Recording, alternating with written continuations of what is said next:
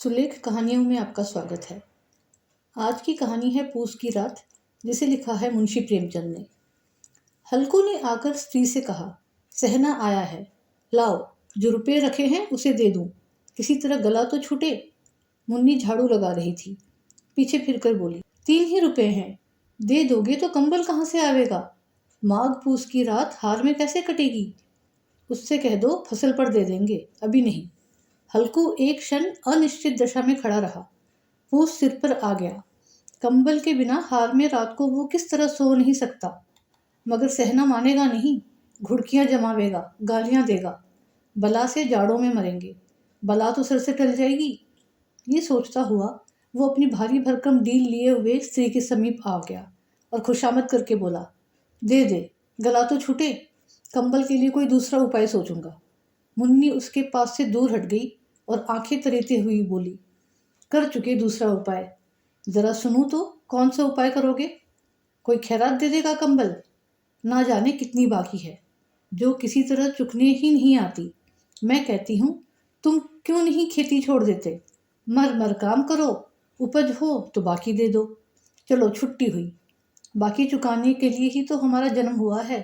पेट के लिए मजूरी करो, ऐसी खेती से बाज आए। मैं रुपए ना दूंगी, ना दूंगी। हल्कू उदास होकर बोला, तो क्या गाली खाऊं? मुन्नी ने तड़प कर कहा, गाली क्यों देगा, क्या उसका राज है? मगर ये कहने के साथ ही उसकी तनी हुई भौहें ढीली पड़ गई। हल्कू के उस वाक्य में जो कठोर सत्य था, वो मानो एक भीषण जंतु की भांति उसे घूर रहा था। उसने जाकर आले पर से रुपए निकाले और लाकर हल्कू के हाथ पर रख दिए। फिर बोली, तुम छोड़ दो अब किसे खेती। मजूरी में सुख से एक रोटी तो खाने को मिलेगी, किसी की धौंस तो न रहेगी। अच्छी खेती है, मजूरी करके लाओ, वो भी उसी में झोंक दो, उस पर धौंस। हल्कू ने रुपए लिए और इस तरह बाहर चला मानो अपना हृदय निकाल कर देने जा रहा हो। उसने मजूरी से एक एक पैसा काट काट कर 3 रुपए कंबल के लिए जमा किए थे। वो आज निकले जा रहे थे। एक एक पग के साथ उसका मस्तक पानी दीनता के भार से दबा जा रहा था।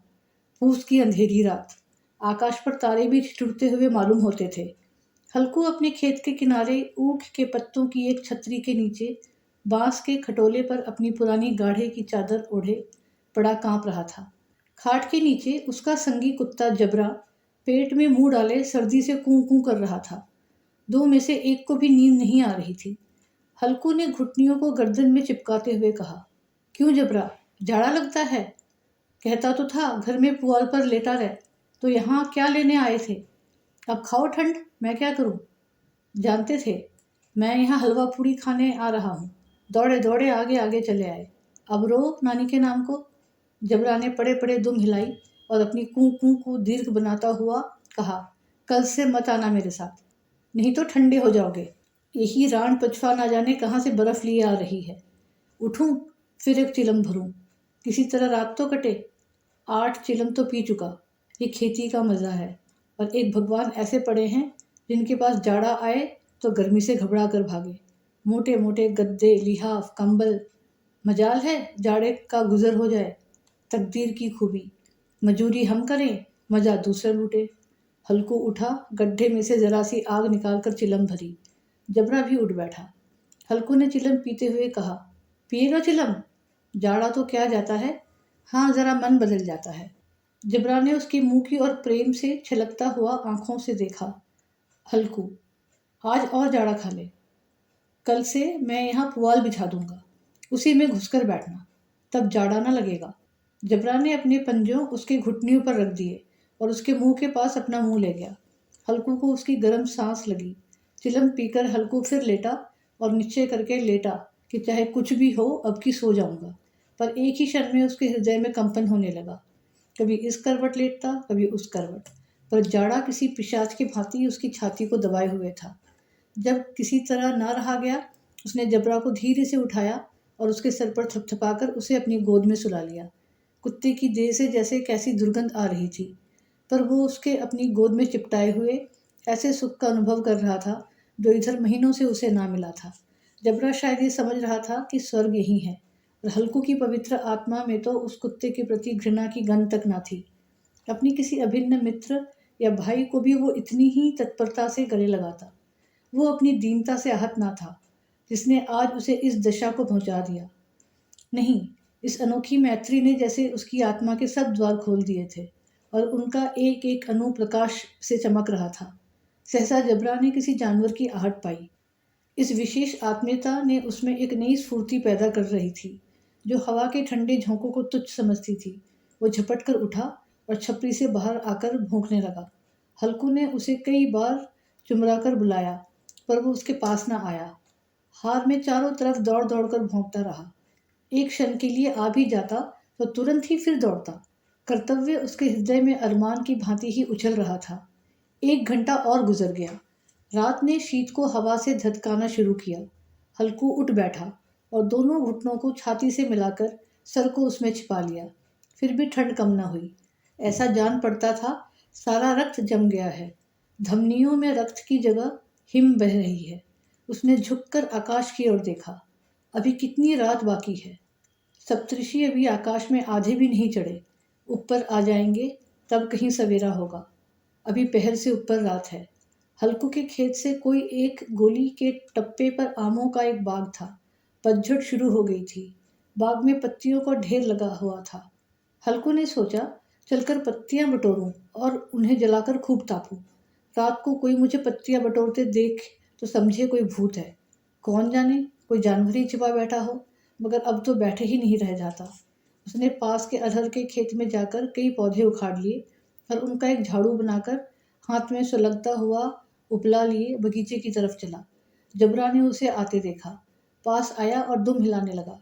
हल्कू ने कहा, अब तो नहीं रहा जाता जबरू। चलो बगीचे में पत्तियां बटोर कर तापें। टांटे हो जाए तो फिर आकर सोएंगे। अभी तो बहुत रात है। जबरा ने कूं कूं करके सहमति प्रकट की और आगे बगीचे की ओर चला। बगीचे में खूब अंधेरा छाया हुआ था और अंधकार में निर्दय पवन पत्तियों को कुचलता हुआ चला जाता था। वृक्षों से ओस की बूंदें टप टप नीचे टपक रही थी। एकाएक एक झोंका मेहंदी के फूलों की खुशबू लिए हुए आया।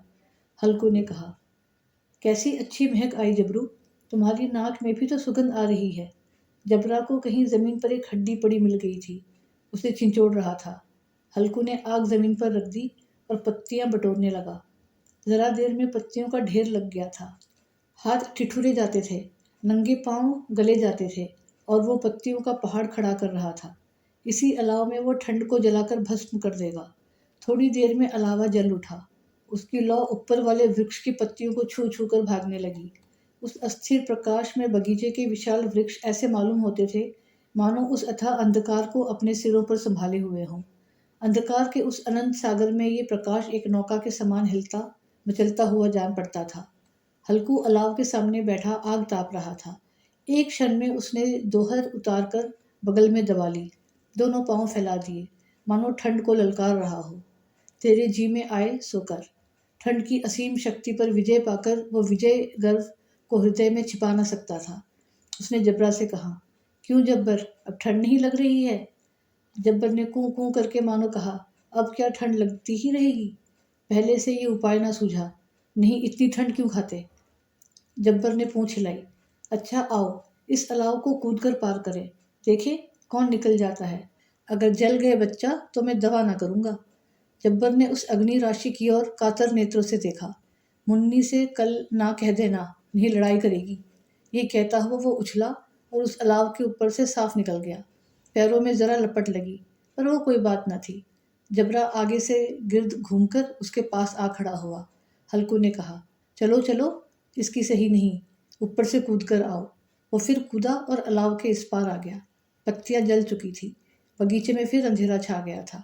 राख के नीचे कुछ कुछ आग बाकी थी, जो हवा का झोंका आ जाने पर जरा जाग उठती थी, पर एक क्षण में फिर आंखें बंद कर लेती थी।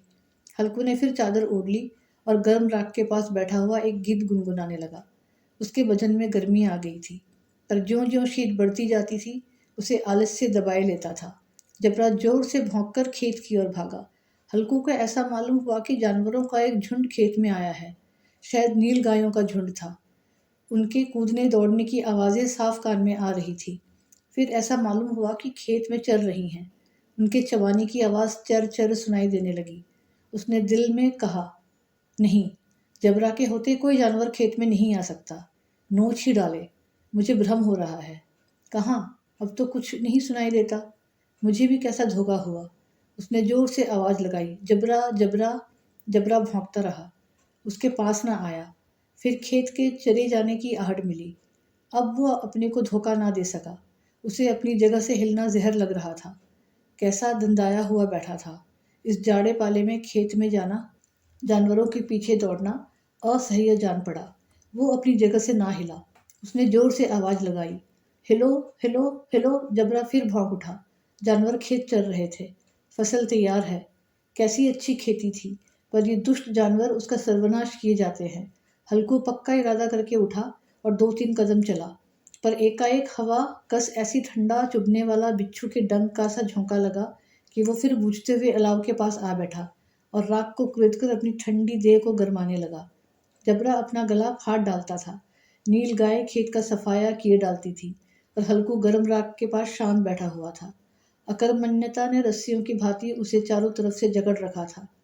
उसी राख के पास गर्म जमीन पर वो चादर ओढ़कर सो गया। सवेरे जब उसकी नींद खुली तब चारों तरफ धूप फैली हुई थी और मुन्नी कह रही थी, क्या आज सोते ही रहोगे? तुम यहाँ आकर रम गए और उधर सारा खेत चौपट हो गया। हल्कू ने उठकर कहा, क्या तू खेत से होकर आ रही है? मुन्नी बोली, हाँ, सारा खेत का सत्यानाश हो गया। भला ऐसा भी क्या सोता रहा? तुम्हारे यहाँ मंडेया डालने से क्या हुआ? हल्कू ने बहाना किया, मैं मरते मरते बचा। तुझे अपने खेत की पड़ी है। पेट में ऐसा दर्द हुआ कि मैं नहीं जानता हूँ। दोनों फिर खेत की डांट पर आए। देखा सारा खेत रौंदा पड़ा हुआ है और जबरा मुंडेर के नीचे चित लेटा है, मानो प्राण ही ना हो। दोनों खेत की दशा देख रहे थे। मुन्नी के मुख पर उदासी छाई थी, पर हल्कू प्रसन्न था। मुन्नी ने चिंतित होकर कहा, अब मजूरी करके मालगुजारी भरनी पड़ेगी। हल्कू ने प्रसन्न मुख से कहा, रात को ठंड में यहाँ सोना तो ना पड़ेगा।